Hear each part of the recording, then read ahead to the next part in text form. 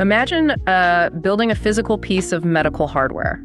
You are sourcing plastic, wiring electrodes. Shipping heavy boxes across the globe. Right, exactly. And somehow, defying all the traditional rules of manufacturing, you are pulling in the exact same profit margin as a Silicon Valley software company. One that just infinitely copies and pastes a digital app. It's wild to think about. It really is. Today, we are looking at a company doing exactly that. And they are doing it by essentially reading the minds of the most vulnerable people on Earth. It sounds like an exaggeration, I know.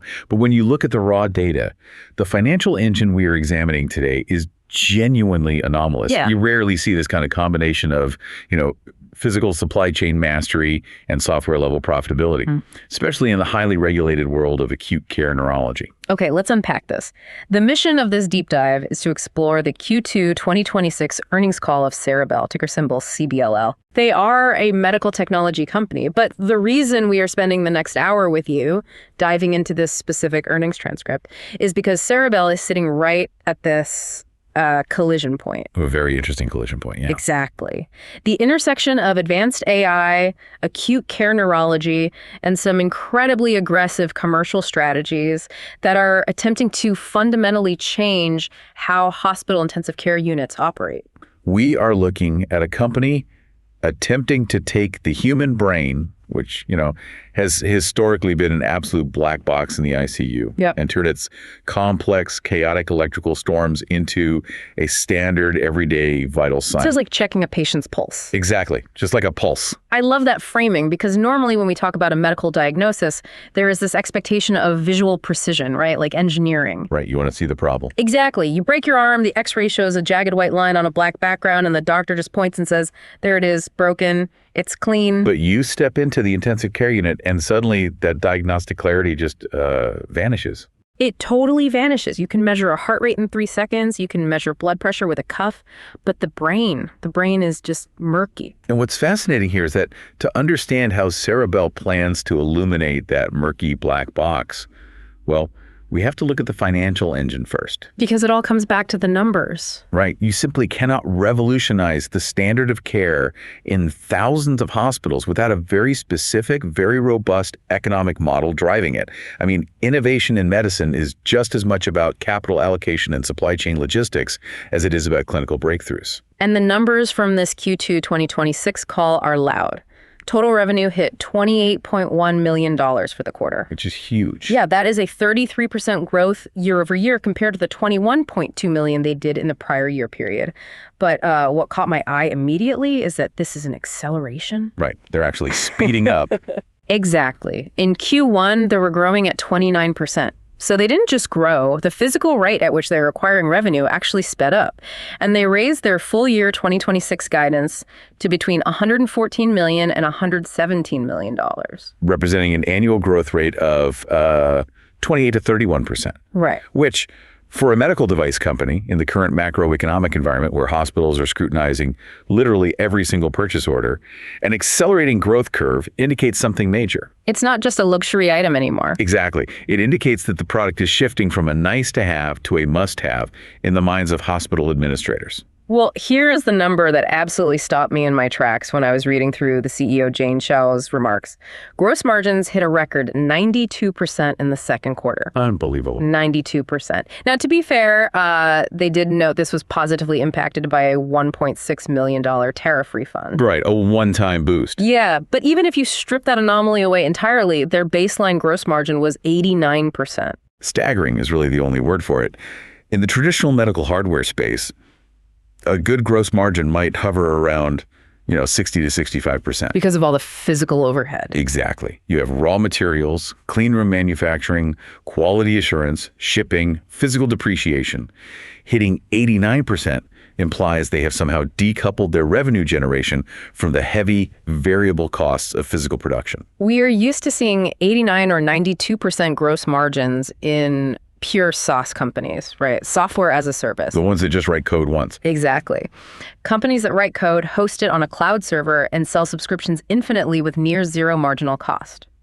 But Ceribell is manufacturing physical EEG recorders. They're making headbands that touch human skin. Right. How are they achieving an 89% baseline gross margin on physical goods? If we connect this to the bigger picture, it really comes down to a masterclass in supply chain strategy and, well, geopolitical maneuvering, honestly. Oh, interesting. How so? Well, CFO Scott Blumberg explicitly pointed out that this 89% margin is a direct reflection of manufacturing diversification. Specifically, they executed a highly complex move of their manufacturing capabilities to Vietnam. Ah, okay. And that was coupled with relentless cost reduction initiatives over the last 18 months. I want to linger on that for a second because, moving medical device manufacturing isn't like moving sneaker production. You don't just find a cheaper factory and flip a switch. No, absolutely not. The regulatory hurdles are massive. Right. You have FDA facility inspections. You have to ensure the microelectronics are assembled flawlessly so they don't malfunction on a critically ill patient. Pulling that off while actually increasing your profit margins is a massive operational flex. It requires immense upfront capital and foresight. They recognized early on that relying on legacy supply chains, which were likely heavily concentrated in regions vulnerable to trade disputes or rising labor costs, that was an existential threat to their long-term economic model. So Vietnam was the escape hatch. Exactly. By establishing the Vietnam hub, they locked in lower unit costs while, crucially, maintaining the strict quality controls required for FDA compliance. Let's look at that tariff refund, though, because it shows how closely they are managing the pennies to make the millions. The $1.6 million one. Yeah. That $1.6 million refund on previously paid tariffs was split for accounting purposes. $1 million was recognized directly in the cost of goods sold, which boosted the gross margin for the quarter. Right. And then $600,000 was capitalized to inventory, meaning it will benefit their margins in future quarters as that inventory is actually sold. And Blumberg noted that they feel highly confident they can maintain those high 80s gross margins throughout the rest of 2026 based on current tariff policies. They've built a fortress, essentially. They've essentially built the manufacturing flexibility to dodge future geopolitical policy shifts. If a new tariff is slapped on one region, their supply chain is resilient enough to absorb the shock without passing the cost onto the hospitals or, eating it themselves. I am looking at the bottom line, though, and this is where the financial narrative gets a little complex. Despite these massive software-like gross margins, the company reported a net loss of $19.3 million for the quarter. Or 51 cents per share. Right. And their adjusted EBITDA was negative $9.8 million. Just for those unfamiliar with the accounting shorthand, EBITDA stands for earnings before interest, taxes, depreciation, and amortization. The classic Wall Street metric. Exactly. Wall Street uses it to evaluate a company's raw operating performance by stripping out the noise of how the company is financed or taxed. And adjusted EBITDA takes it a step further, right? Right. It removes non-cash expenses like the stock options they give employees or one-time legal fees. Well, their stock-based compensation was $6 million this quarter, up from $3.2 million last year, which they noted was due to their annual equity grant cycle. Yeah, that's pretty standard. But even factoring that out, they are sitting at negative $9.8 million in adjusted EBITDA. Why is a company operating at a nearly $10 million functional loss every 3 months when their products are so incredibly profitable to make? This raises an important question about the life cycle of a high-growth medical technology company. When you have a gross margin of nearly 90%, every incremental dollar of revenue generates 90 cents of gross profit. Right, which is huge. It is. Yeah. A mature, stagnant company would let that 90 cents fall straight to the bottom line, pay out a dividend, and call it a day.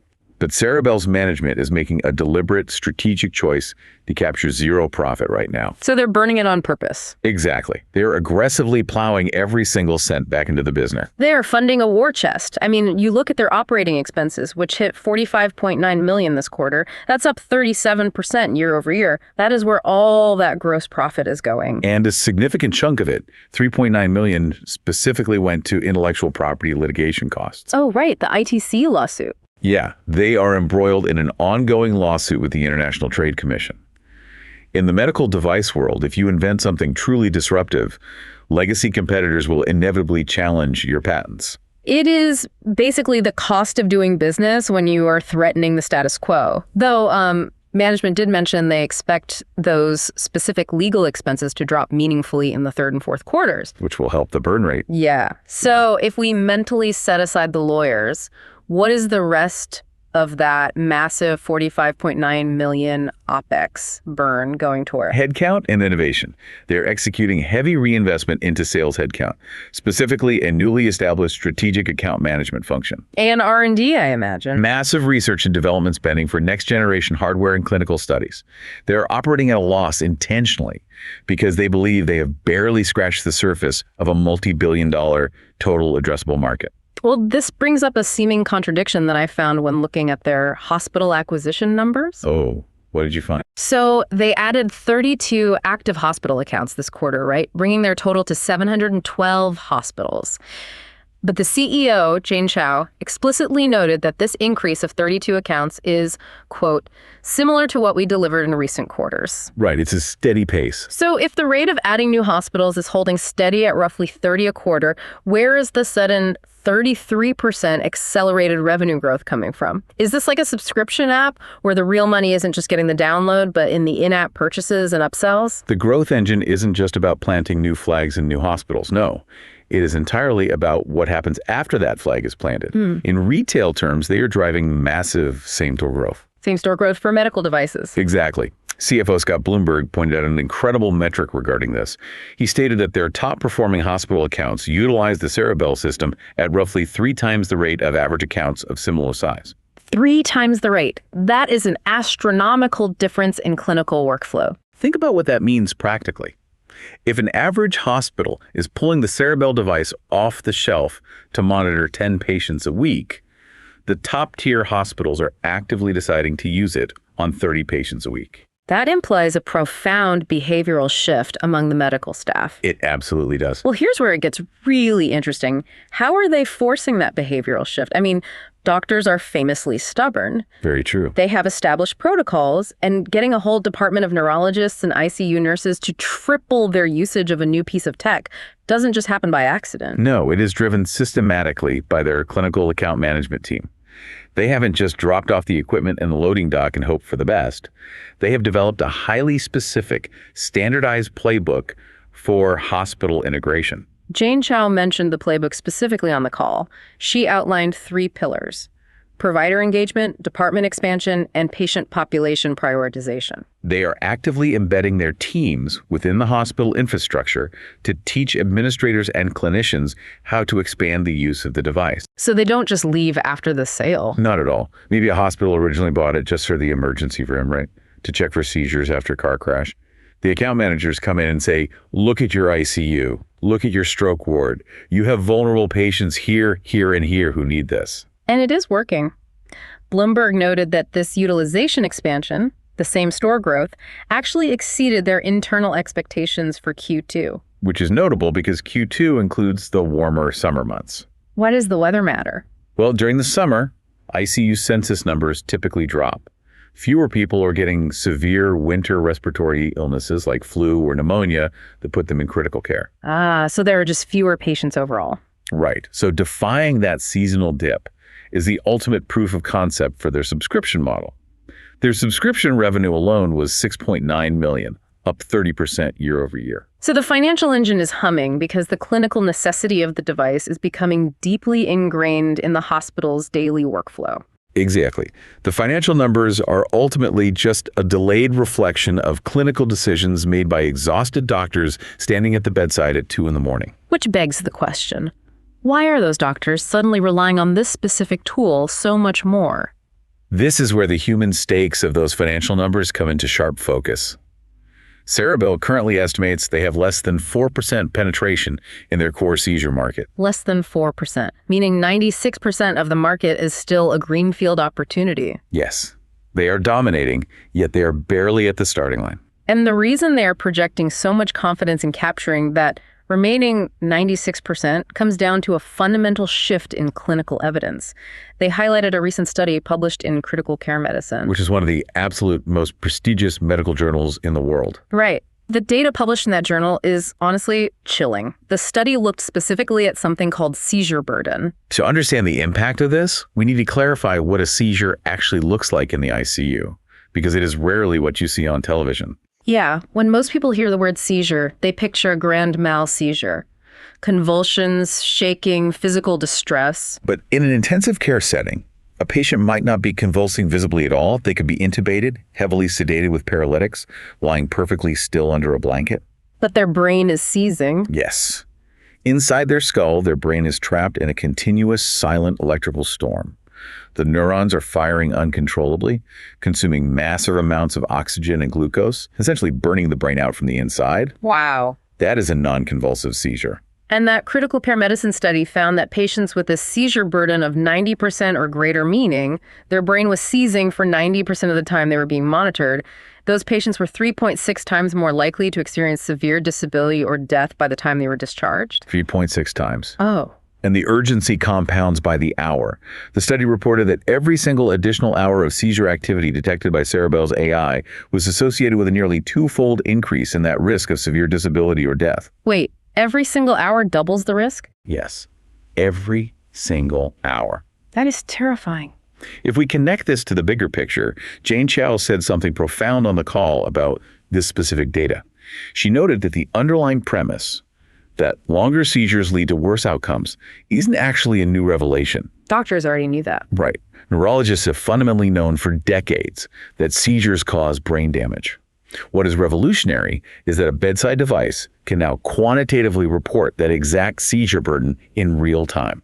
It changes the conversation entirely. You go from a doctor having a theoretical, generalized worry about a patient's brain to having a glowing digital countdown clock on the wall of the ICU. Exactly. It says this patient has been seizing for exactly 42 minutes. You have 18 minutes left before their risk of permanent brain death doubles again. You literally cannot ignore that. It creates a massive clinical imperative. And to make that countdown clock perfectly accurate, Ceribell just received 2 new 510K clearances from the FDA for their software algorithms. Just to make sure we're all on the same page, a 510K clearance is a pre-market submission made to the FDA. A company has to prove to the government that their new medical device is at least as safe and effective as a device that is already legally marketed. Right. It is the regulatory green light to actually sell and use a piece of medical tech on American patients. And securing 2 of them simultaneously for algorithmic updates is a major milestone. The first clearance is for artifact reduction, and the second is for detecting epileptiform abnormalities. Let's focus on the artifact reduction because this is crucial. Yeah, here's where it gets really interesting. When Jane Chao was explaining the need for this update, she highlighted just how delicate the science is. An artifact in the world of EEG, which is electroencephalography, the monitoring of electrical activity in the brain, an artifact is basically interference. Right. It is an electrical signal that shows up on the monitor, but does not actually originate from the patient's brain. Because the sensors required to pick up the microvolts of electrical energy passing through the human skull are incredibly, almost impossibly sensitive. Extremely sensitive. They will pick up the electrical hum of the wall outlet. They will pick up the microscopic muscle twitches of a patient's jaw. Che pointed out a specific example that blew my mind. She said the physical swaying movement of a standard IV drip, just a bag of saline swinging slightly on a pole next to the bed, that can create an electrical artifact that looks exactly like a brain seizure on the monitor. It highlights the massive flaw in legacy systems. If a swaying bag of salt water can create an electrical signature that mimics a neurological crisis, how can a doctor trust the machine? Right. If a swaying IV bag can fool a board-certified neurologist, how on earth does Ceribell's AI, which they call Clarity, by the way, how does it fix this without accidentally filtering out the real dangerous brain activity? You're worried it might throw out the baby with the bathwater. Exactly. If you tell the computer to ignore squiggly lines that look like IV drips, aren't you terrified it might ignore a real seizure? Well, this raises an important question about the limits of human interpretation versus the sheer brute force of machine learning. Think about a neurologist trying to read a conventional EEG printout at 3 a.m. It must be exhausting. It is literally a sea of overlapping, chaotic, squiggly lines. It is highly subjective, relying entirely on the doctor's personal experience and fatigue level. Ceribell solved this vulnerability through massive proprietary data collection. Chao explained that their new artifact reduction algorithm wasn't just programmed with a few rules, it was trained on a colossal database that Ceribell built themselves. They essentially showed the machine learning model millions upon millions of digital pictures of fake seizures. So they fed it the exact electrical signatures caused by IV drips, by jaw clenching, by the rhythmic vibration of a mechanical ventilator pushing air into a patient's lungs. They mapped the interference perfectly. So they taught the AI to recognize the microscopic, invisible differences between a ventilator vibration and a dying brain cell. Yes, allowing it to mathematically subtract the interference from the screen. Adding this layer of AI-driven sophistication profoundly alters the workflow. It simplifies the interpretation for the neurologist. It cuts through the noise. Exactly, leaving only the pure neurological signal. It turns a chaotic wave into a clear binary.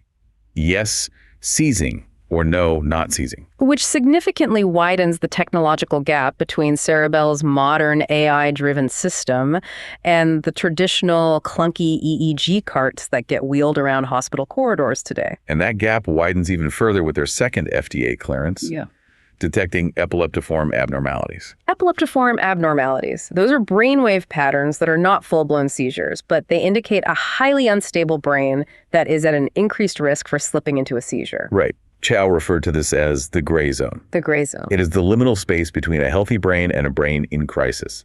Clinically, knowing a patient is in this gray zone is crucial information. Because you can stop it before it happens. Precisely. It allows a doctor to intervene preventatively, perhaps administering a mild anti-epileptic drug before the full electrical storm hits. But historically, these subtle precursor waves have been incredibly difficult to consistently identify with the naked human eye. But to their knowledge, Ceribell is the first software to be FDA cleared for the simultaneous detection of both full seizures and these gray zone abnormalities. The AI is essentially predicting the weather before the hurricane makes landfall. And neurologists were specifically asking for this feature. Ceribell expects to roll out the artifact reduction algorithm in Q3 and the abnormality algorithm by the end of the year. What I found brilliant from a business perspective is tucked into the Q&A section of the earnings call. Oh, about the pricing. Yes. An analyst asked how they plan to monetize these new AI features, and Jane Chao noted they don't plan to charge an extra fee for these new algorithms. They are including them in the standard subscription. Which is a masterful retention strategy. By constantly delivering massive clinical value upgrades at no extra cost, you make the product incredibly sticky. You justify the high subscription price. Yeah, exactly. You drive up that utilization rate we discussed earlier, and you massively speed up the sales cycle for new hospitals because the value proposition just keeps compounding. Ceribell is clearly building an impenetrable moat around the seizure detection market, armed with proprietary AI and exclusive FDA clearances. But if you step back and look at a hospital, seizures are really only one piece of the puzzle in the ICU. They are. If their algorithm is now sophisticated enough to filter out the electrical noise of an IV drip and spot the subtle precursors to a seizure, it begs the question, what other invisible crises are hiding in the ICU? Right. What else can the AI see? Because there's another neurological complication that's far more common and incredibly costly. This is where the narrative shifts from dominating a niche market to attempting to solve a multi-billion-dollar systemic failure in modern medicine. The delirium crisis. We have to talk about the upcoming Q4 2026 commercial launch of Ceribell's delirium monitoring algorithm. They estimate that delirium represents a $1 billion market opportunity in the U.S. alone. And that valuation is likely conservative, given the sheer scale of the problem. Delirium is the absolute most common neurological complication in the intensive care unit. It is characterized by severe confusion, terrifying hallucinations, disorientation, and a rapid acute change in brain function, right? Yes. It extends hospital stays by days or weeks. It drastically increases mortality rates.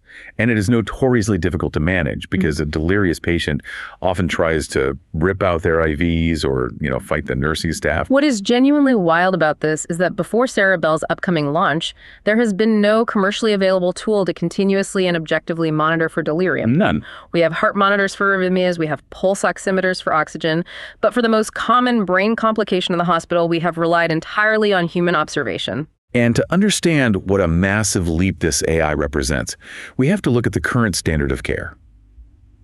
Right now, hospitals rely on a diagnostic protocol called the CAM-ICU. the confusion assessment method for the intensive care unit. How does that work? It is essentially a clinical checklist. A highly trained nurse or doctor stands at the bedside and administers the subjective test. They ask the patient questions. They ask them to squeeze their hand on command. They ask them to follow a moving finger with their eyes. I try to imagine administering that test. I mean, it sounds perfectly reasonable if you were talking to someone sitting in a doctor's office. Sure. But remember where we are. These patients are in the ICU. They might be recovering from open heart surgery. They might be fighting off sepsis. They are likely pumped full of heavy sedatives, painkillers, and paralytics. They might have a breathing tube down their throat, making them entirely incapable of speaking. Right. So administering a subjective cognitive test to an intubated, heavily sedated patient is practically impossible. The patient might fail to squeeze your hand because they are delirious, or they might fail because the paralytic drug hasn't worn off yet. The human observer is forced to guess. Which is exactly why the pilot data Ceribell shared on this call is a total paradigm shift. They launched a commercial pilot of their delirium AI in April, allowing select hospitals to use the algorithm in real-world scenarios. And the early feedback is staggering. Yeah, Xingjuan Chao stated that based on their internal survey of the participating hospitals, 40% of the patients who were deemed difficult to assess under the standard CAM ICU checklist could still be successfully and objectively monitored using the Ceribell AI solution. Let that sink in. Nearly half of the patients who were completely unevaluable by human doctors, patients who were locked in, sedated, and mysterious, could have their brain state accurately read by the AI analyzing their continuous brain waves. The clinical impact of seeing the invisible is immediate. The pilot feedback showed that because doctors finally had objective mathematical data on the patient's brain state, they were able to actively change their treatment plans. Specifically, they were able to reduce patient sedation levels. That is massive. The cascade of interventions in the ICU is brutal. If you don't know what's happening in the brain, you keep the patient sedated to be safe. But heavy sedation leads to longer times on the mechanical ventilator. And staying on a ventilator increases the risk of ventilator-associated pneumonia, which requires heavy antibiotics, which can lead to kidney failure. It is a terrifying domino effect. Right. So by providing confidence, the Ceribell device allows doctors to interrupt that cascade. The data allowed them to reduce intubation times in 30 to 40% of the cases surveyed. And in roughly 20% of cases, the clinicians explicitly stated the Ceribell data allowed them to fundamentally improve the overall care pathway. The clinical case for this technology is an absolute slam dunk. You are saving brains, you are getting patients off ventilators faster, you are shortening ICU stays. But I have to be honest, hearing all this makes me a little skeptical about the business reality. Why is that? Because hospital psychology is deeply entrenched. Hospitals operate on razor-thin margins. They are notorious for cutting costs, delaying upgrades, and fighting every new expense. Oh, absolutely. Even if a technology is life-saving, convincing a hospital purchasing committee to buy a brand new, expensive AI system is historically a brutal uphill battle. Well, this raises an important question about the economics of medical adoption. Yeah. You can invent the greatest device in the world, but if the hospital loses money every time they turn it on, it will sit in a closet. Exactly. Which is exactly why the regulatory win Ceribell announced on this call is perhaps the single most important catalyst for their entire 2027 strategy. You're talking about the NTAP. The new technology add-on payment, yes. Yeah. For those unfamiliar with the labyrinth of healthcare billing, an NTAP is a specific temporary mechanism created by Medicare. When a genuinely new, highly advanced medical technology is invented, it obviously isn't factored into the standard historical lump sum payments that Medicare gives hospitals for treating a specific illness. Right, because it didn't use it before. Right. So Medicare created the NTAP to explicitly encourage hospitals to adopt cutting-edge tech by offering them bonus money to cover the cost of the new device. And Ceribell just secured a highly favorable final rule from CMS, the Centers for Medicare and Medicaid Services. When does that kick in? Effective October 1st, 2026. Hospitals will be eligible to receive up to $2,170 in incremental Medicare reimbursement per qualified patient, simply for utilizing Ceribell's delirium monitoring system. So what does this all mean for the bottom line? Does this NTP reimbursement basically transform the Ceribell device from a cost center, something the hospital pays for, into a profit center, something the hospital actually makes money on. It completely neutralizes the financial friction of adoption. If a hospital administrator knows they will be reimbursed up to $2,170 by the federal government every time their doctors use the device on a Medicare patient, the agonizing debate over whether they can afford the technology vanishes. The economics now perfectly align with the clinical best interest of the patient. Exactly. It is a massive financial tailwind hitting their sales right as they head into the Q4 commercial launch. The government is essentially subsidizing their customer acquisition cost. But there was another detail buried in the transcript about this pilot program that I found fascinating. It's about synergy. The incidence overlap between the conditions. Yes. Chao mentioned that existing Ceribell customers who joined the delirium pilot actually started using the device more for their core seizure monitoring, too. Because biologically, delirium and seizures often overlap in the same highly vulnerable patient populations. Right. Consider an elderly patient who suffers a massive infection leading to sepsis. Their blood pressure plummets, their organs are failing, and their mental state is completely altered. Are they delirious from the infection, or is the lack of oxygen causing a non-convulsive seizure? It is incredibly difficult to tell clinically. So by giving the hospital a tool that scans for both simultaneously, you create a virtuous cycle of utilization. The hospital buys the system because they want the NTAP money for delirium monitoring. They hook the patient up. The AI monitors for delirium, but while it's looking, it suddenly flags a silent seizure that no one knew was happening. Right. The hospital realizes the device just saved that patient's life on two fronts, and suddenly the device is being ordered for twice as many patients across the ward. It creates a massive acceleration of that same-store growth metric we analyzed earlier. The value of the hardware compounds exponentially with every algorithm they add to it. Okay, so they have the proprietary AI, they have the government reimbursement codes paving a golden road for hospital adoption, and they clearly have the clinical necessity. But CEO Xingjuan Chao mentioned a North Star for the company that goes far beyond just catching seizures or detecting delirium in the ICU. There's a big vision. Yeah, how do they plan to fundamentally change the way human life is monitored in 2027? The strategy shifts from being a specialized tool for acute crises to becoming the foundational infrastructure for all neurological monitoring. Right now, Ceribell is essentially a very sophisticated point-of-care tool. Meaning you just grab it when you need it? Right. You suspect a seizure, you grab the Ceribell headband, you slap it on the patient, and you get an answer quickly. But they are building a product pipeline for 2027 that is designed to completely render conventional EEG machines obsolete. They are doing this by aggressively expanding both their demographic reach and their hardware capabilities. Let's look at the demographics first. In Q2, they officially launched their neonate and pediatric line extensions. Which is an incredibly difficult engineering feat. Oh, I bet. Monitoring the brainwaves of a 2-pound premature baby in the neonatal intensive care unit is vastly different than monitoring a fully grown adult. The skull is thinner, the brainwaves are different, the physical real estate for placing sensors is tiny. But by successfully engineering this, Ceribell is now the first and only point-of-care EEG platform indicated for use with patients of literally all ages, from premature babies in the NICU to elderly patients in the cardiac ICU.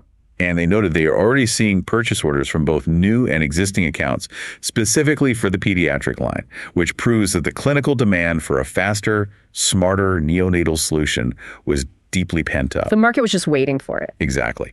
But demographic expansion is just the first step. The real game changer is the next generation hardware foundation they are currently laying. Right. They announced multiple new FDA 510K clearances that collectively form this new foundation. We are talking about a completely reimagined recorder system. Tell me about the specs on that. Well, it has integrated video capabilities, so a doctor reviewing the file remotely can see the patient's physical body movements synced perfectly down to the millisecond with the brainwave data. That's huge for context. It also has ECG capability to monitor the heart simultaneously, ensuring that a cardiac event isn't being misread as a neurological one. It is designed to integrate seamlessly with other vital sign measurements on the hospital's central IT network. And crucially, the new hardware has the battery and memory capacity to monitor a patient continuously for days while plugged in at the bedside. Which is absolutely essential for delirium, right? Because unlike a seizure, which might be a discrete event lasting 10 minutes, delirium is a persistent state. A patient might drift in and out of a delirious state over a 72-hour period in the ICU. Hmm. You need a device that never blinks. Never blinks. I like that. Exactly. Continuous monitoring is the only way to manage it. But it's the new physical headband designs that truly highlight their strategy to dominate the entire legacy market. Yeah, they received clearances for 2 highly distinct new headband designs. One provides the traditional frontal touch, which only covers the forehead. That is designed for maximum speed and simplicity in chaotic emergency situations.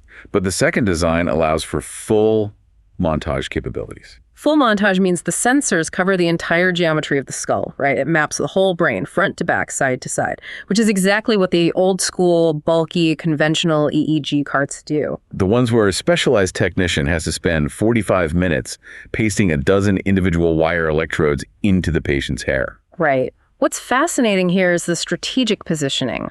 Xingjuan Chao explicitly stated that historically clinicians have been forced to make a dangerous choice.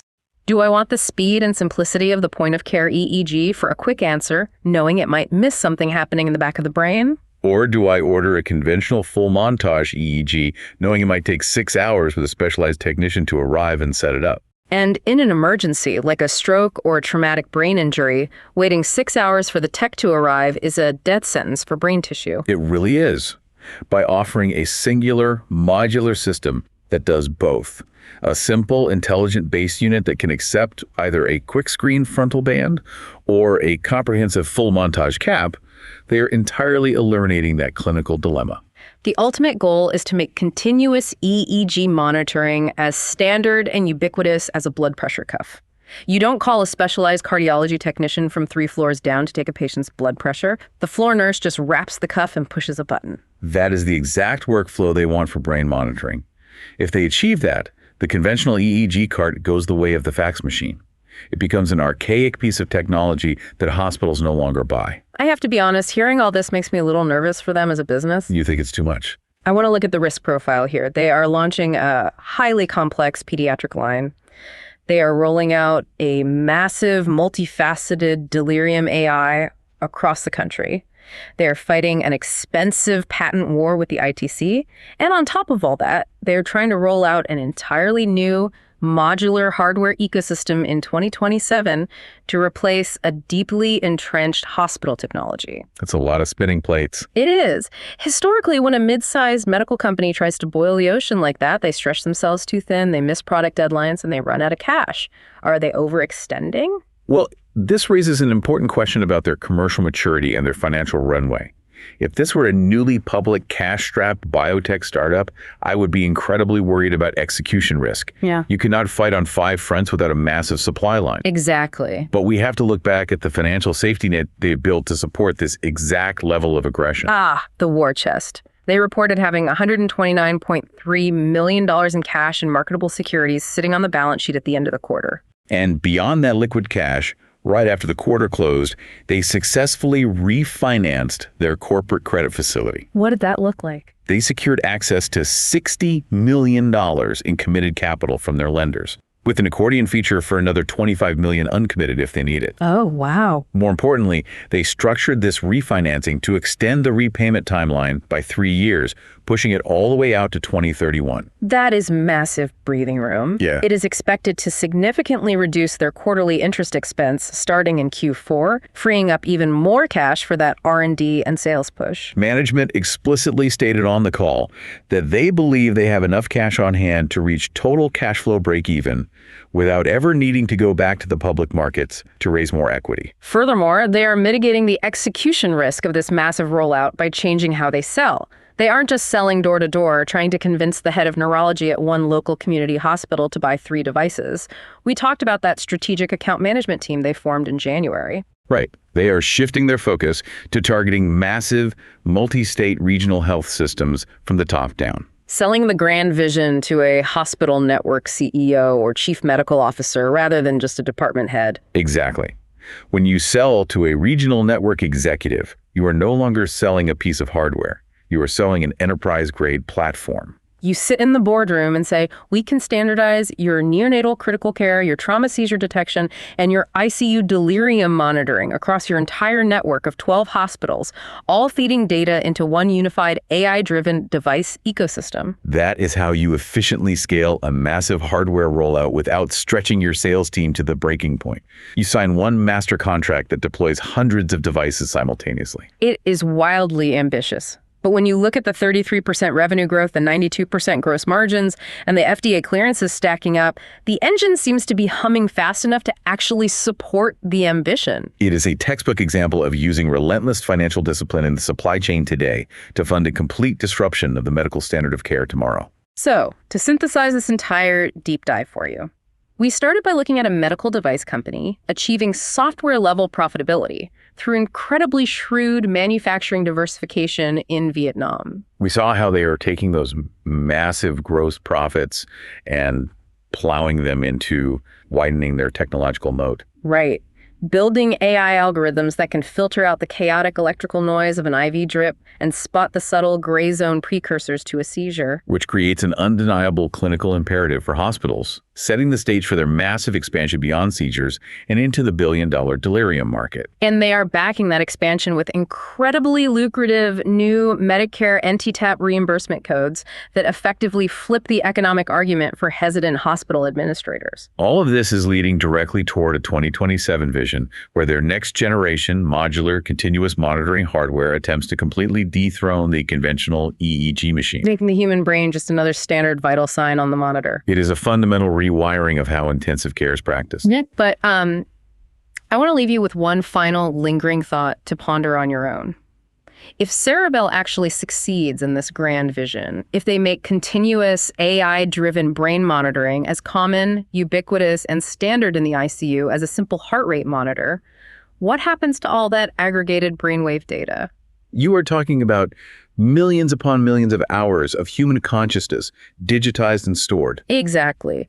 If their AI is already learning to filter out artifacts and spot the gray zone hours before a seizure happens, could the hospital of the future use this massive, ever-growing library of continuous brain activity to predict neurological crises? Like a catastrophic seizure, a stroke, or the onset of severe delirium. Yes, but days before the patient even shows a single physical symptom. Could we eventually predict a brain emergency before the brain itself even knows it's happening? Just think about that. Until next time.